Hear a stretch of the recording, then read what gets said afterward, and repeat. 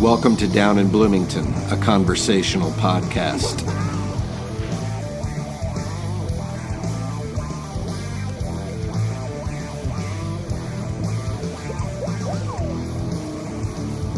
We're joined today by Deke Hager, the lead singer of Chiba Dowa.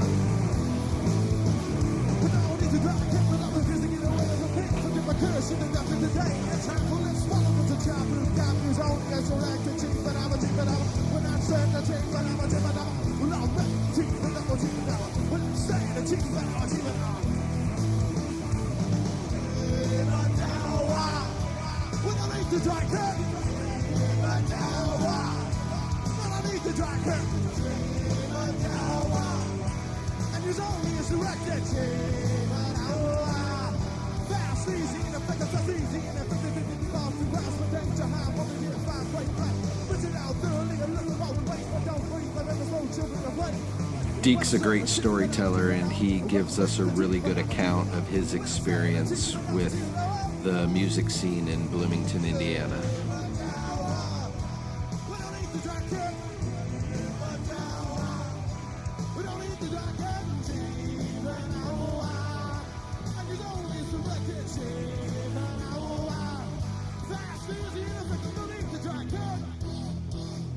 Here's my conversation with Deke Hager of Chiba Dowa.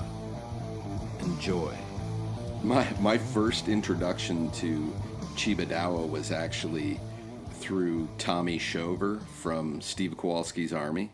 But I was hoping you could kind of first talk about sort of your earliest recollections of Bloomington's music scene and how you ended up being involved in it. Yeah.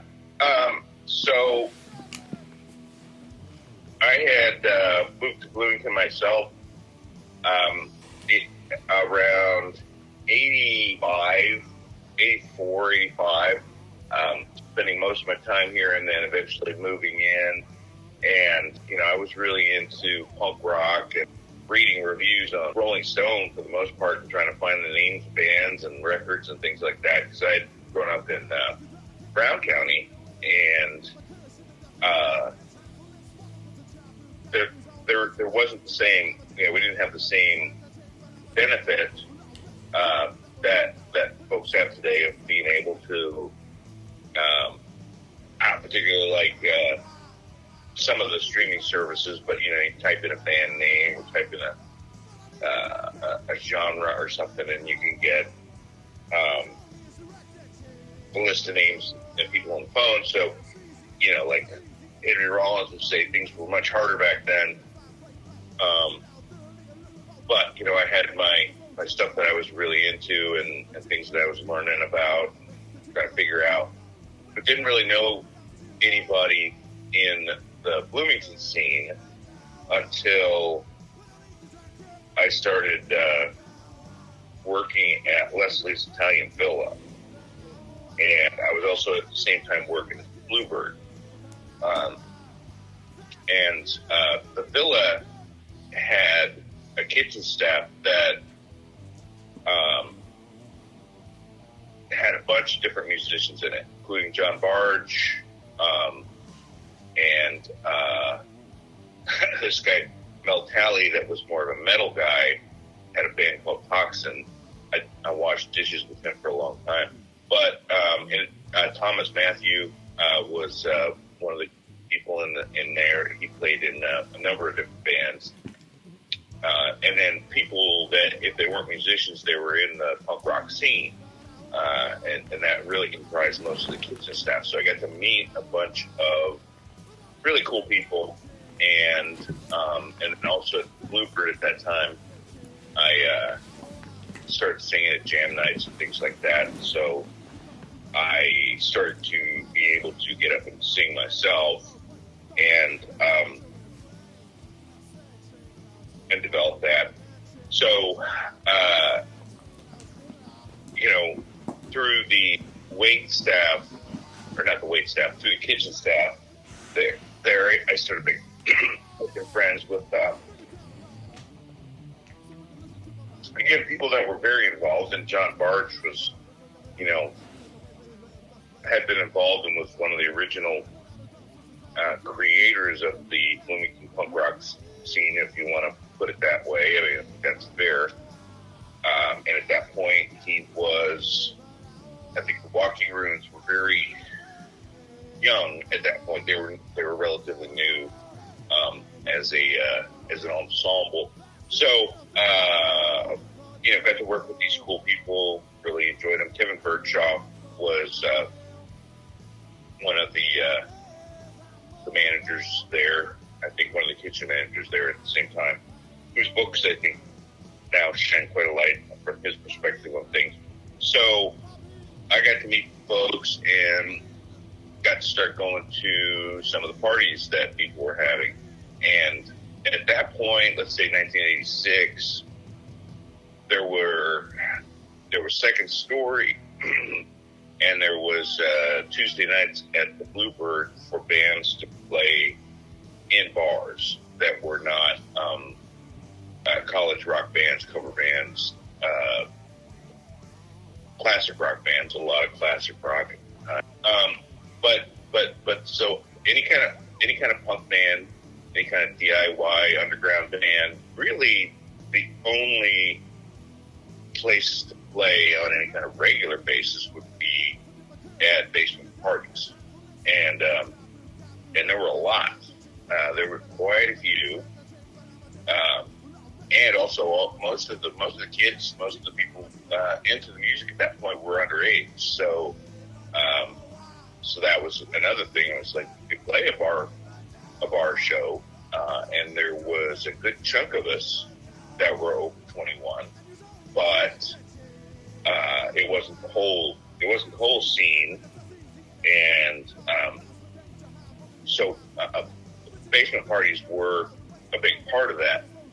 Chiba Dowa we kind of happened in a different direction, because I had been singing at Bluebird on open mic nights and with bands, get up and sing a few songs with bands and stuff.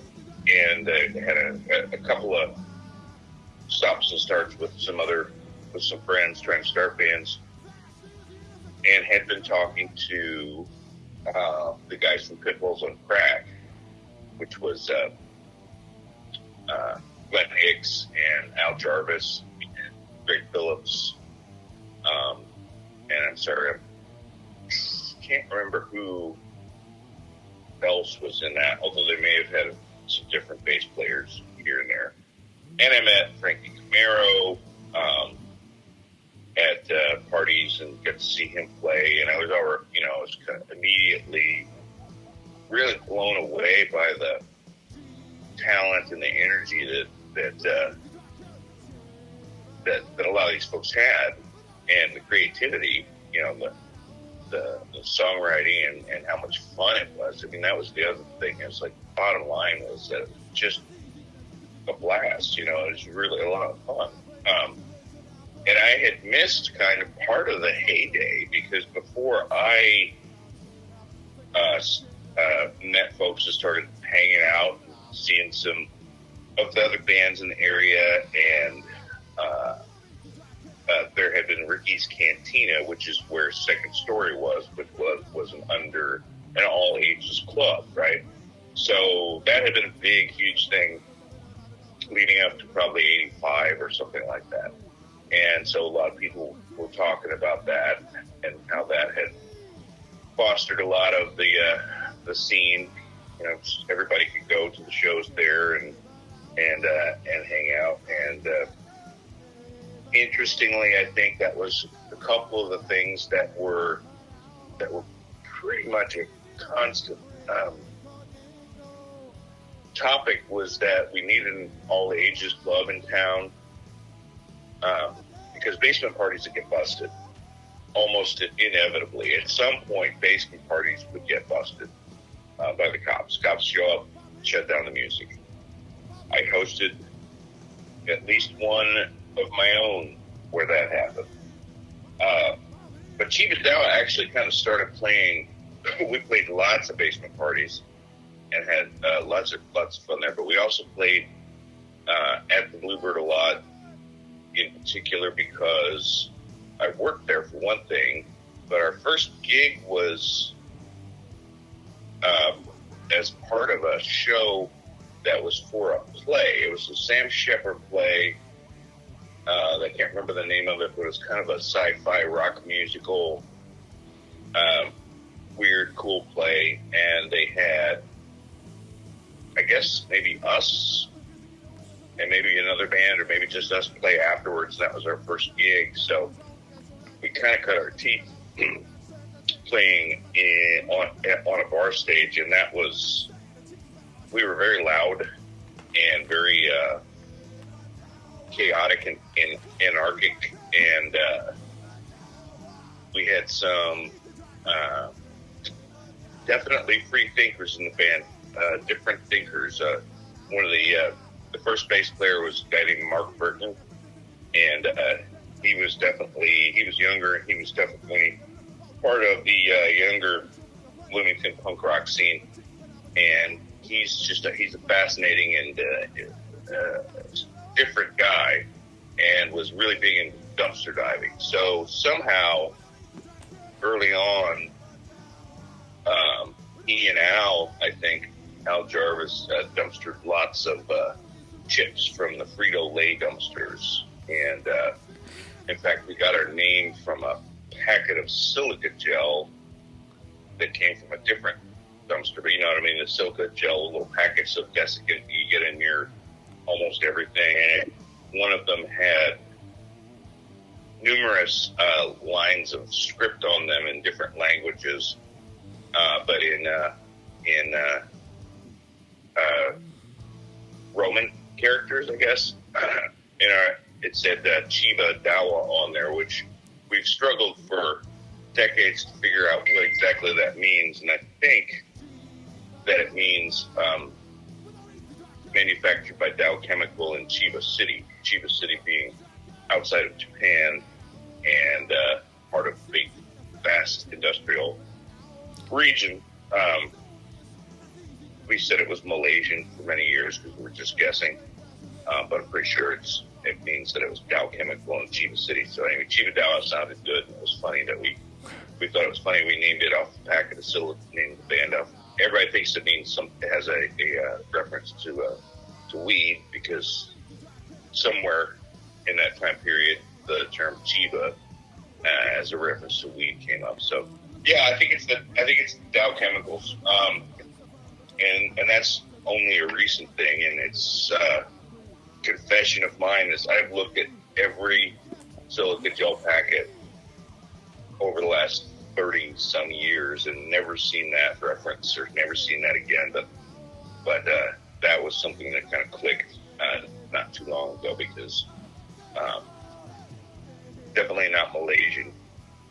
Anyway, that was the name, and so we played our first set and it went very well, and we kind of got a buzz, and then we played a show at Second Story not too long after that, and when we played that show, this friend of ours, Freddie Dempsey, who was a kind of a one-eyed, one-lunged, homeless pirate Vietnam vet guy, just kind of abrasive and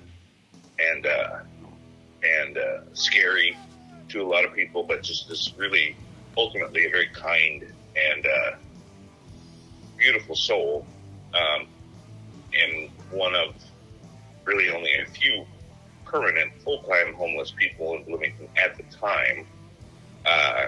Was a friend of ours. I knew him from working for Bert, plus he was friends with all the punk rock people, and sometimes he would sleep on the couch at the House of Raging Women after parties, and they were fine with that. He was at that show, and we had built a little pylon of TV sets that had been dumpstered, and he got up and smashed one of them on the dance floor, getting us barred from Second Story for about 3 years, and also sort of cementing our reputation as a sort of a chaotic, whatever can happen will happen band. So we were very silly and theatrical, and people would, after a while, we were throwing chips around, especially, and that created a huge mess. We were throwing chips around. People would bring their own garbage to throw if they could, and that added to the mess. So in the meantime, we get to play shows with, I missed one very important place where original bands or bands from the scene, as it was called, in Burke's book, he refers to the punk rock tribe, or there's that reference to the punk rock tribe. Maybe that wasn't in Burke's book. Maybe it was Bob's article about it and the writer. But really, everybody called it the scene.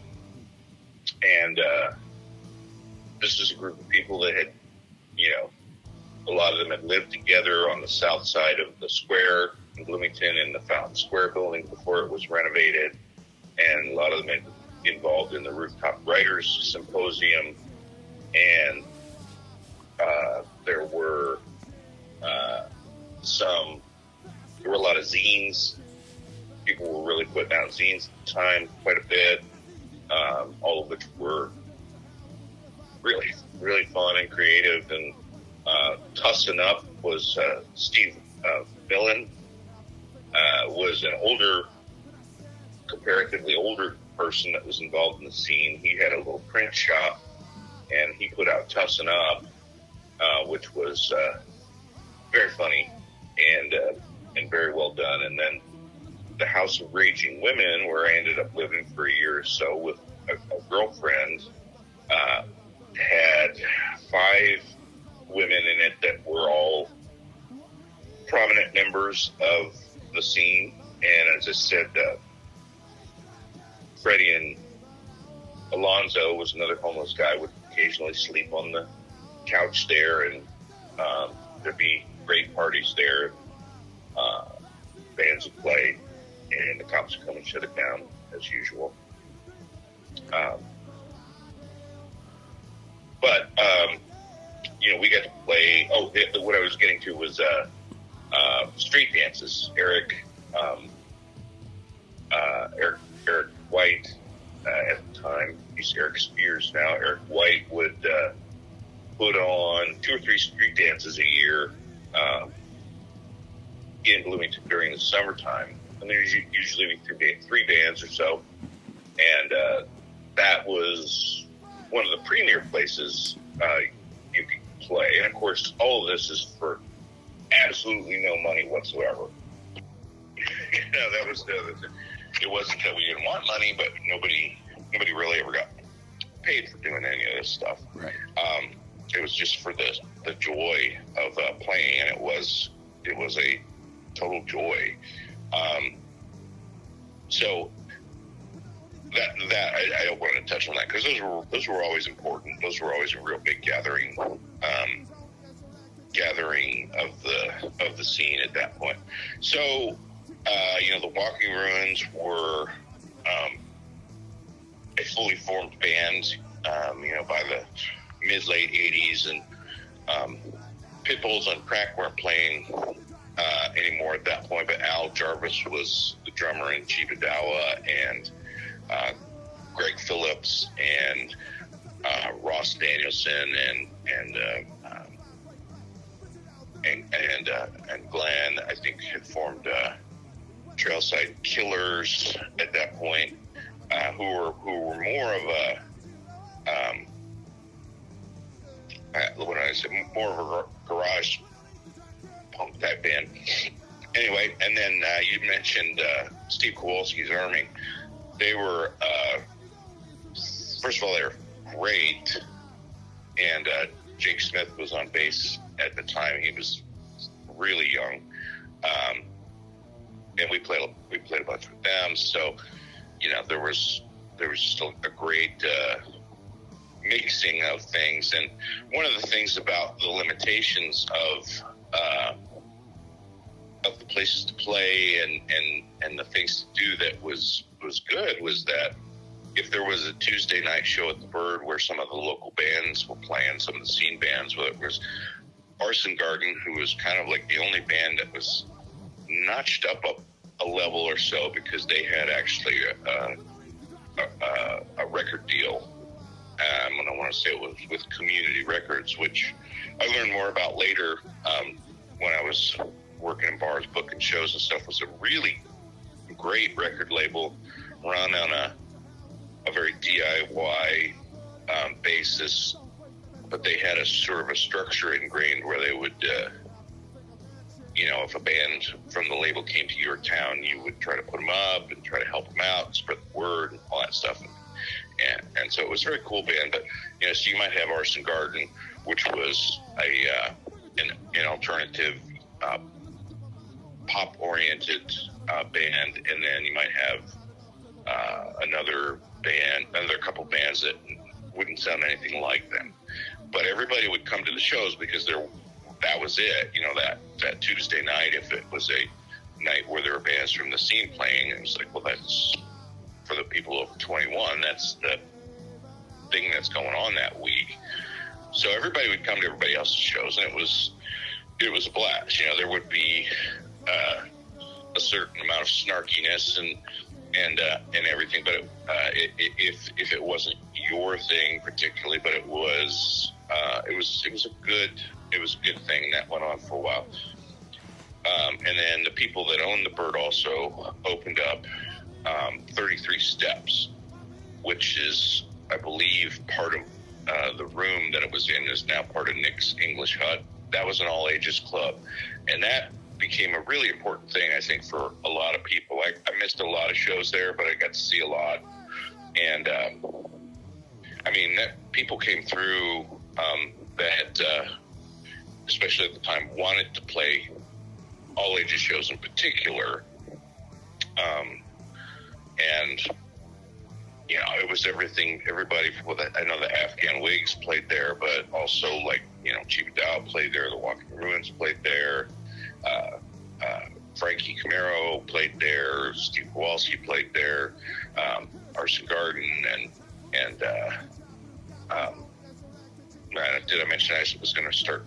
I know for national acts, it was like the Afghan Wigs played there, and some of those shows, some of those national shows weren't particularly well attended, but most of the shows I think did really well. And I mentioned people brought their own trash to Chiba Dowa shows. We had a show coming up, and I met a guy at a job I was working, and I was like, I had a band back in the 80s and 90s and played a lot around town. He's like, oh, yeah, what was the band? And I said, it's called Chiba Dowa. And he goes, no way, no fucking way. Dude, I should come to all your shows. He goes, in fact, Tom Matthew was one of my best friends, and he and I and a couple other guys were out in back behind the Gables, I think it was at the time. It's Buffalo Louie's now, out in back there, digging through the trash, filling up bags to take to the show, and a cop came up, and he goes, hey, what are you guys doing? And I said, well, we're getting trash. Why? Well, we're going to take it to a show to throw at the band. Well, how would you like that if somebody did that to you? And they explained to him that had become part of the show. It was just like that. The chaos of throwing trash around was part of the show, and they uniformly had to just practically bulldoze all the trash out of there when they did. So there was like a younger crew that would go there, and that were fast adherents to and big fans of the band. The trash thing really could get completely out of hand. There was a product called Olestra that hit the markets. That was a substitute for vegetable or animal fats, and it was the stuff that might cause anal leakage. That was one of the things on the label. There's a bit in some movie I saw where it's like Jason Bateman or somebody is like looking at this bag of chips and going, may cause anal leakage. I don't want that. So it didn't last all long, but one of the things about it is that the oil itself was super, super slippery. So Chiba Dowa had a show at the Bluebird, and I know this is kind of tangential, but related to the trash. We had a show at the Bluebird, and the chips that they had dumpstered all had that Olestra stuff in it, and it was like a skating rink up there by the time it was done. It was just so slippery. Well, that was Tuesday night that show had happened, and of course we always had to play last because nobody would want to play on a stage that was trashed like that. And so the next day, the management at the Bluebird was like, what the fuck are we going to do about this? And so so the guy that's now the owner of it, he was tasked with cleaning it up. And I think probably the thing to do would have been to spread salt and maybe try to get sawdust or something to soak a lot of that stuff up. But he mopped it, and then eventually used ammonia and got it mostly up, but it was still slippery. And then it was poor Leon Russel was the next act the next day, and so he was up there going, God damn, this stage is slippery as shit. What the hell's going on? And it really smells up here. And then at one point, like, he was getting dizzy from the smell of the thick smell of, yeah. So, we touched a lot of people. We reached out and touched a lot of people in those days. Yeah, it was I don't know if you could call it a tight scene, but it was definitely a very interconnected scene with a lot of different bands, and there'd be offshoots of bands and bands that had co-members, lots of cross-pollination. Eric Spears, who had ESAD Productions, ESAD Productions, at one point did. There was another musical family tree that was a website that was up for a while. I want to say around 2000, maybe more like 2005, 2010, something like that. That was put up by some other folks that were more late 90s, early 2000s players. But Eric had a musical family tree that he did, and it's still available on the internets, on YouTube, where he presents it and shows the cross-pollination and the timeline of it's a great video. He uses like garden tools to point at the chalkboard that he's writing. Yeah, Eric is an extremely talented guy and very funny and interesting guy, and smart guy. So yeah, he did that, and that really shows an awful lot of that cross-pollination. So Chiba Dowa just started playing, and I think that because of the trash thing, it was sort of hard to take that show on the road. And the other thing that was really hard, if you didn't have the knowledge of how to run a 4-track machine, or have a 4-track, it was hard to make demos on your own, and then studio prices and studio availability was out of reach for an awful lot of people. So people did still get recordings done, but I do remember around 86 or 87, there was an official tally of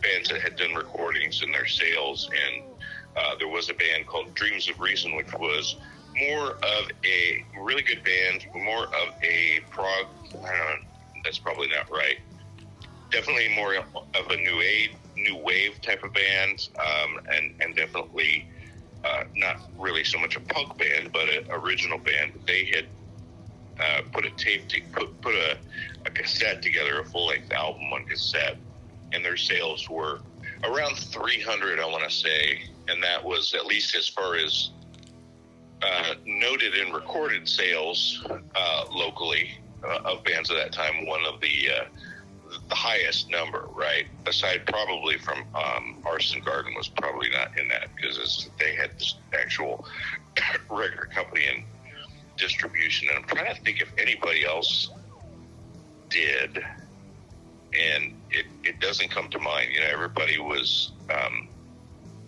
well, and that's one of the reasons why I think the Live from Bloomington albums and that contest was always something that people tried to submit something for, because you got to go in the studio, and it was in the Mac, which is, I think most of us realize at this point, not really set up for, well, I mean, you can get what you can get out of it, but it's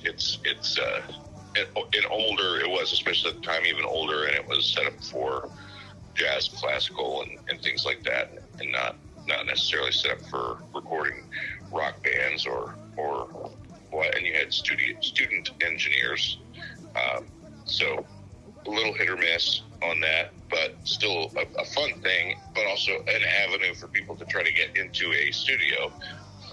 And but now, you know, things have changed an awful lot, and people can get home recordings that are fairly easily get home recordings that sound very good, but also studio space is pretty available. So those were kind of in the second half of the 80s, some of the big things I think that were going on was sort of a unity among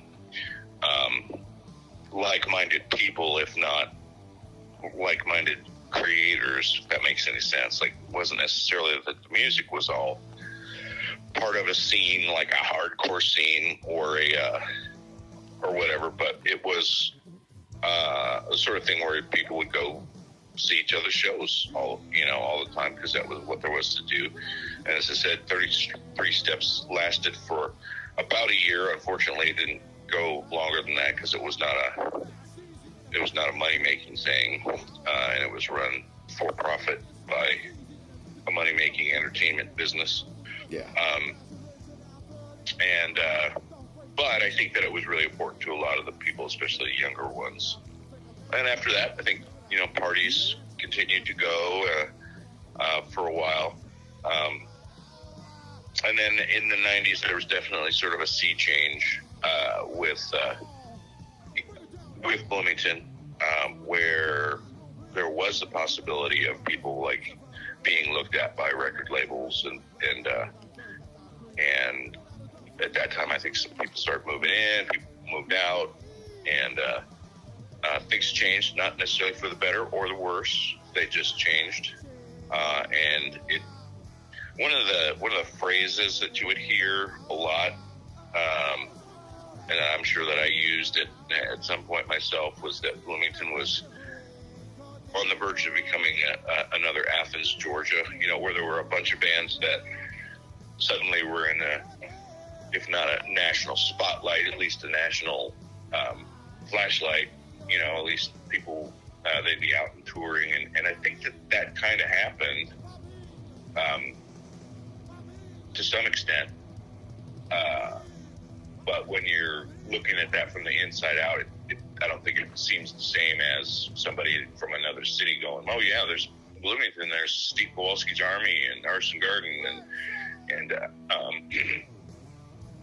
you know, other bands like that. So, but things did change, and that was probably, you know, the 90 to 96 or 7 was probably the strongest period of Second Story in terms of like continually having big shows with local bands or regional bands or a mixture thereof. Did Chiba Dowa successfully release any recordings that I can find now? Well, yeah, we have, and that was actually, since we're playing again, we've gotten back together. We were going to play a show in the fall, but COVID struck us on that one, and at this point we actually have a show on March 31st with Yellow Rain, who is a band that preceded us by 5 or 6 years, but who has Greg Phillips, who plays bass with us now, plays guitar now with Ross Danielson, and David Alexander sings, and Dan Fierce plays drums. Ross plays bass. they were a band that several of those guys ended up playing in Moto X, and a couple of those guys ended up playing in Pitbulls, and a couple of those guys ended up playing in our band. So, so there's that. But we recorded 2 songs and put them out on a single, 7-inch single, and so very happy with that. It's kind of a time capsule in one sense. It probably didn't sound a whole lot like us at the time, which is fairly common for punk bands, I think. And it didn't sound a whole lot like us at the time, but it did sound like us in it. And they were our songs, and proud of the release. So I can get you a copy of that at some point. That would be great. Is there a digital version of it anywhere? I don't think there is. And although what we're going to do now is we're going to kind of go down the list, saving those 2 for last, and make and record everything, and probably distribute them on zip drive. Maybe do some CDs as well, but CDs even seem to be out of.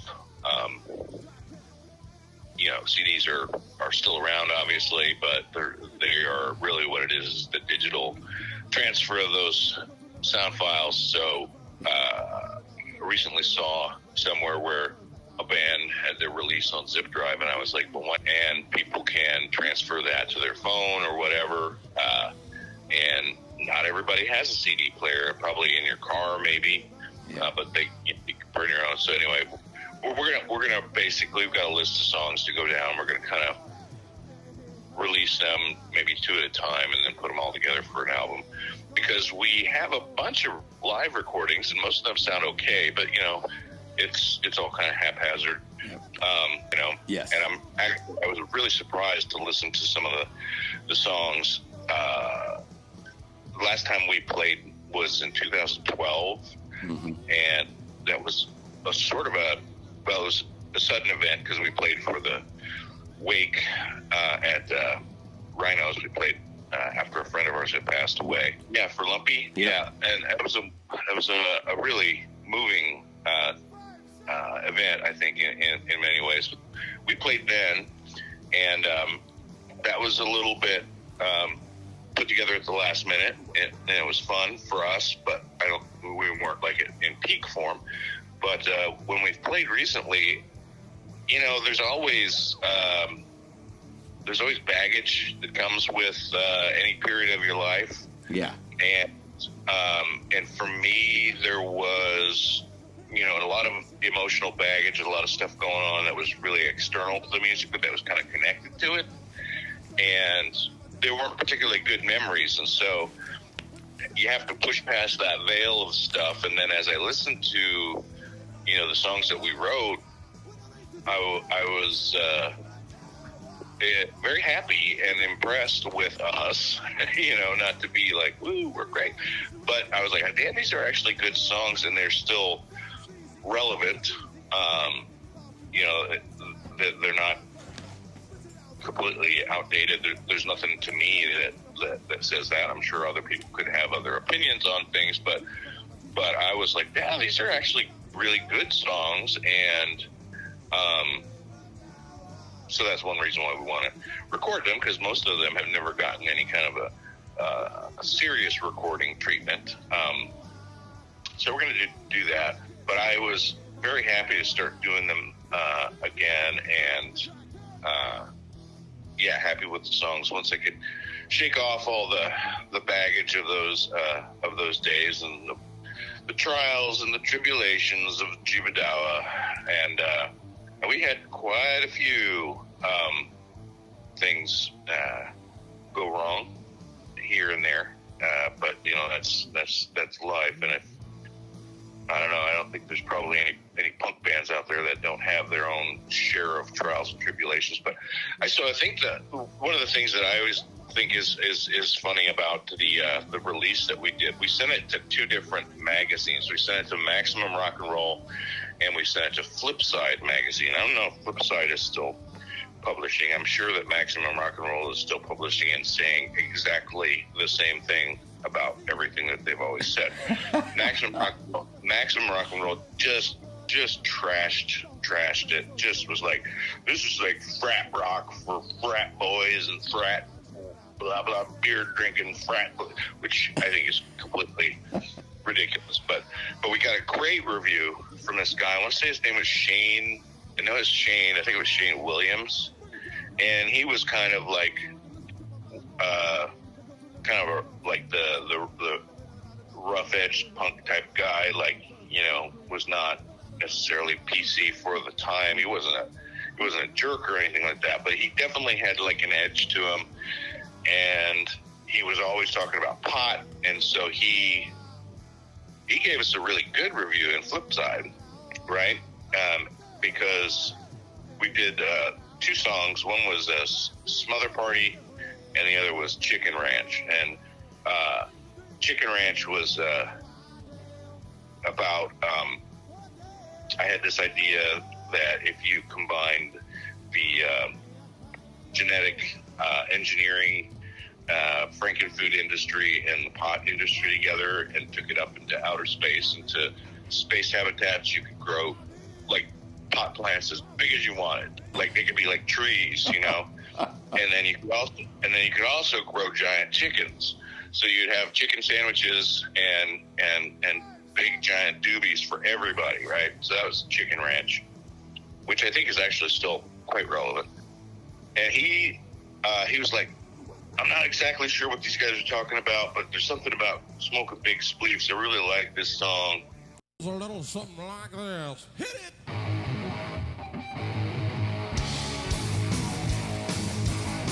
Ooh. Wow! What's where that taste about now? What's where that feel?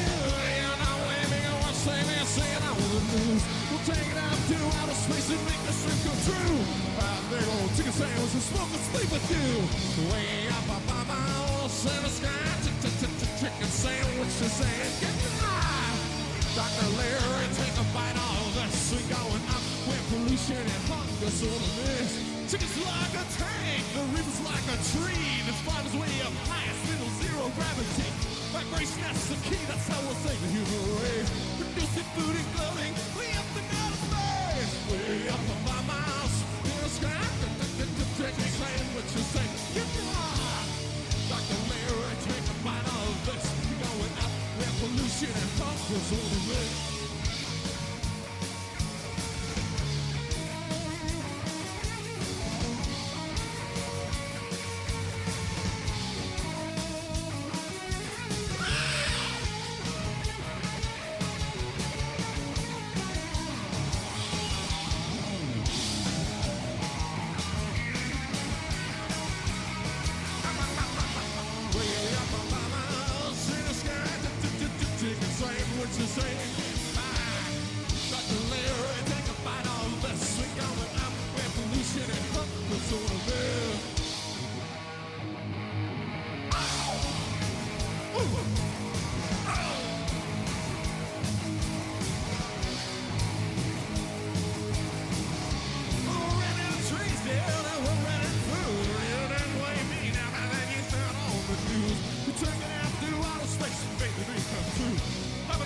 Chicken sandwich and smoke and sleep with you.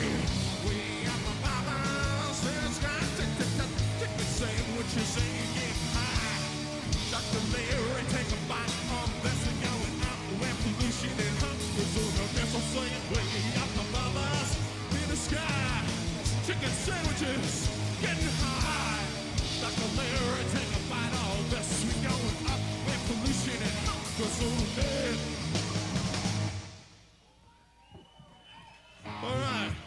And then Smother Party was sort of the A side. That was sort of the B side, or it was a double A side or a double B side. Smother Party is a reference to,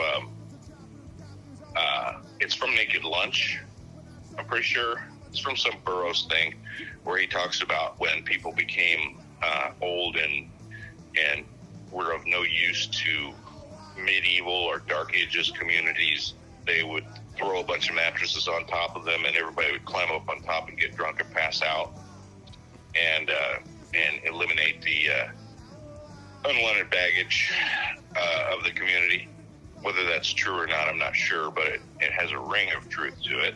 It sounds entirely feasible, at least as feasible as taking somebody out and leaving them in the woods. At least this way you get to bury your grandmother, as morbid as that is.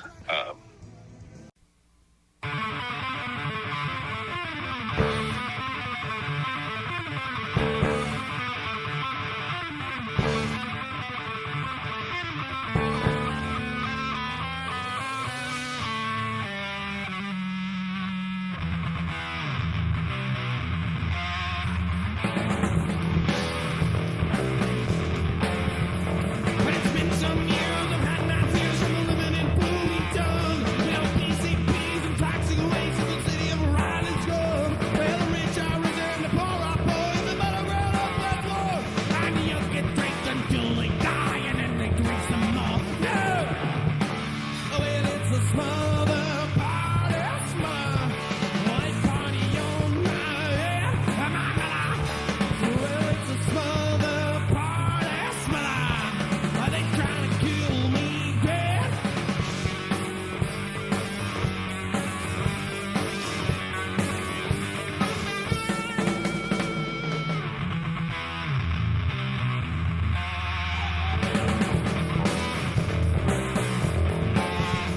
Well, at this time, the dust is shining in the waste or in the trash. Well, I see an increasing violence from members of the lower class. I do it all now. The last days cover this town will sneeze on through.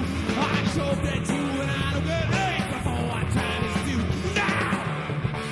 Well, it's a smother party, smother. They party on my head. Well, it's a smother party, smother. Oh, they gonna kill me dead.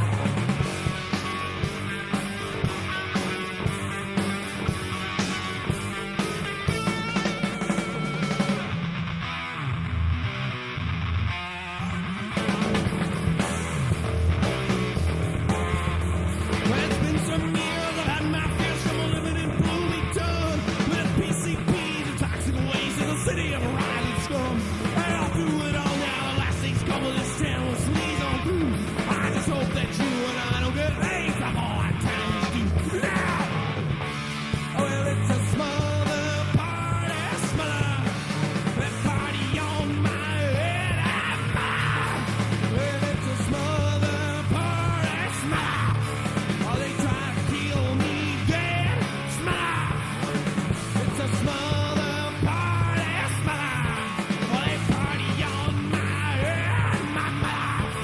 Well, it's a smother party, smother. They're gonna kill me dead.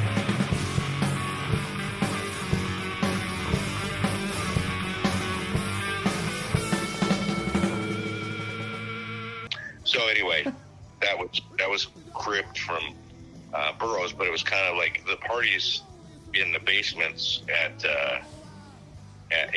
that time all over the place. Sometimes it could get jam packed in there, and you could barely breathe, and because everybody was there to have a good time, and mosh pits were the thing. So that was kind of where that came from. But anyway, Shane Williams loved this single, which just came out on red colored vinyl, I might add, and looks really neat and sounds pretty good.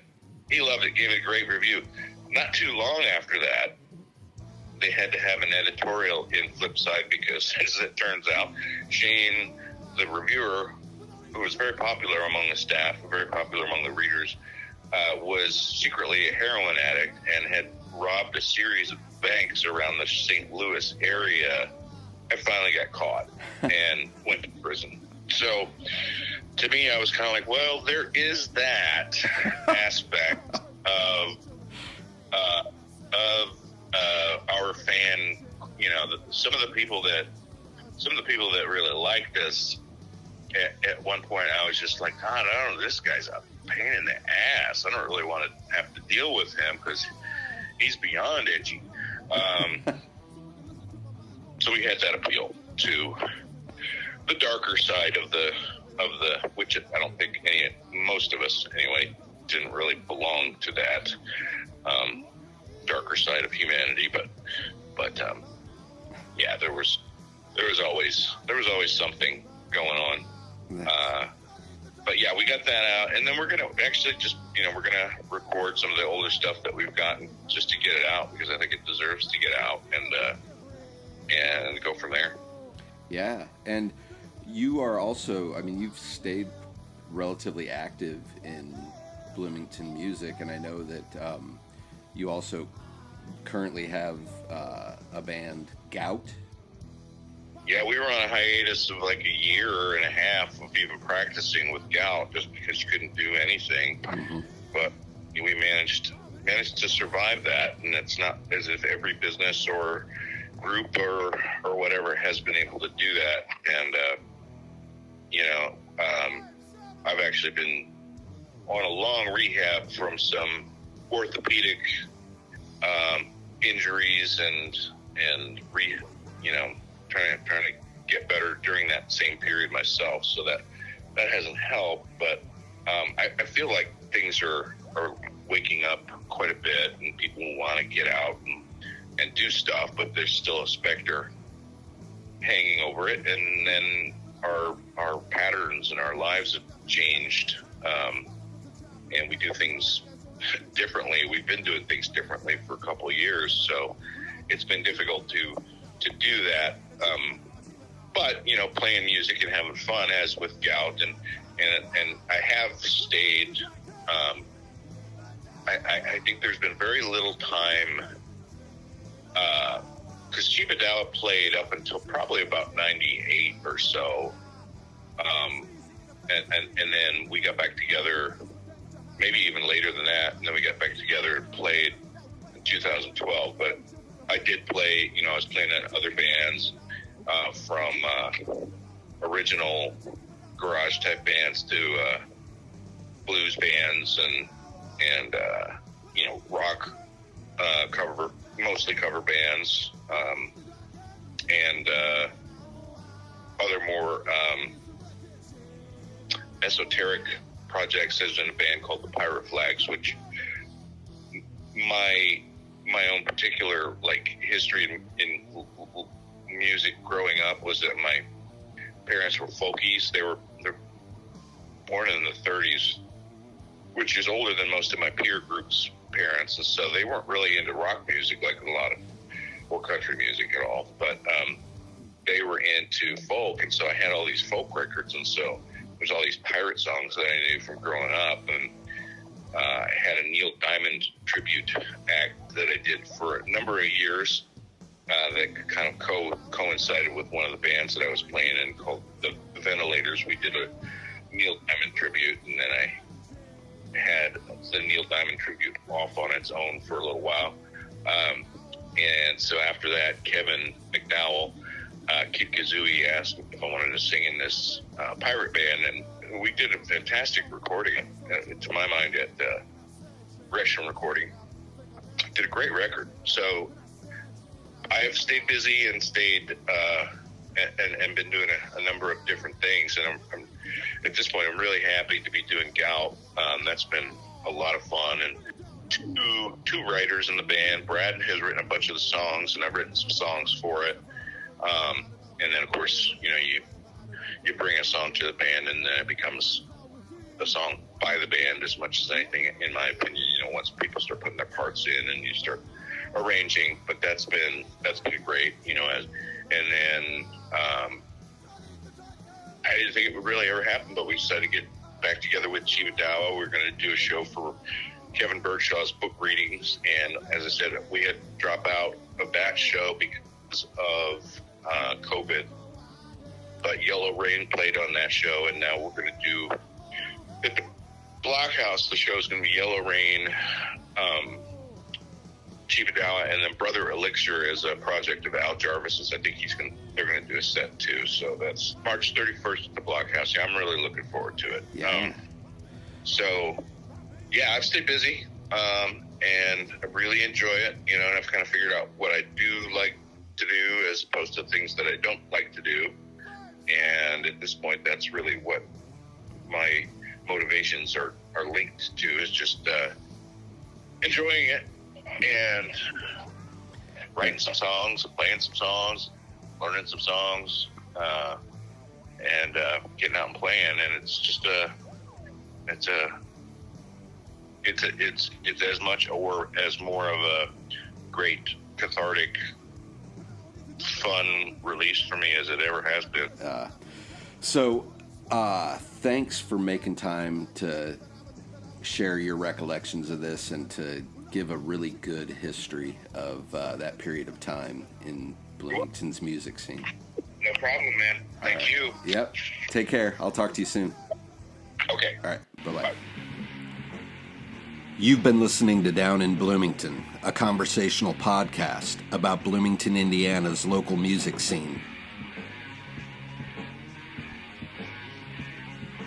Thanks to today's special guest, Deke Hager.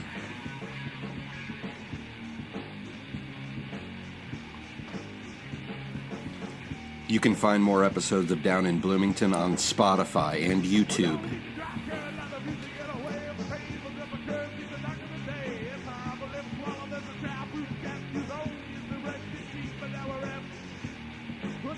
Chiba Dowa.